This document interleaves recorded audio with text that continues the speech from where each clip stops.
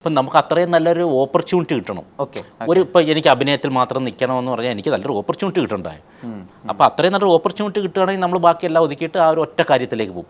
ഇപ്പോൾ എനിക്ക് അങ്ങനെ സിനിമ മാത്രമേ പറ്റത്തുള്ളൂ എന്ന് പറഞ്ഞാൽ ഞാൻ പട്ടിണി കിടക്കേണ്ട ഒരു ഇതാണെങ്കിൽ എനിക്ക് വാർക്കാൻ പറ്റത്തില്ല ഇവിടെ വന്നിരുന്നത്. കാരണം ഈ സിനിമാക്കാരെല്ലാവരും കൂടെ എനിക്ക് ചാൻസ് തരാതാകും. ഇപ്പം തന്നെ 10 ചാൻസ് വരുന്നതിൽ 8 തട്ടിപ്പോയിട്ട് 2 വരുന്നുള്ളൂ. ഏതാ നട്ടലുള്ളവന്മാരാണ് എനിക്ക് ചാൻസ് തരുന്നത് ഈ തുറക്കുന്നത് കൊണ്ട്.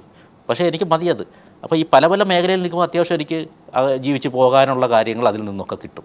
അതുകൊണ്ടാണ് പല മേഖലകളുമായി ബന്ധപ്പെട്ട് നിൽക്കുന്നത്. ഇപ്പം നിങ്ങൾ നേരത്തെ പറഞ്ഞ താരങ്ങളെന്നൊക്കെ പറയുന്നവർക്ക് പോലെ എനിക്ക് നല്ലൊരു ഓപ്പർച്യൂണിറ്റി വന്നാൽ എനിക്ക് തീർച്ചയായിട്ടും എനിക്ക് അതിൽ നിന്നൊരു വരുമാനം എനിക്ക് കിട്ടി തുടങ്ങിയാൽ ഏതാണ് അതിൽ എനിക്ക് നിൽക്കാൻ പറ്റും. ഇപ്പോൾ അങ്ങനെയല്ല.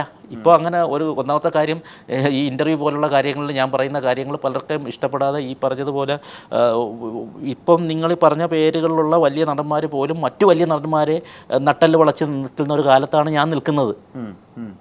അപ്പോഴാണ് ഒന്നുമല്ലാത്ത ഞാൻ ഈ വാദം സംസാരിക്കുന്നത്.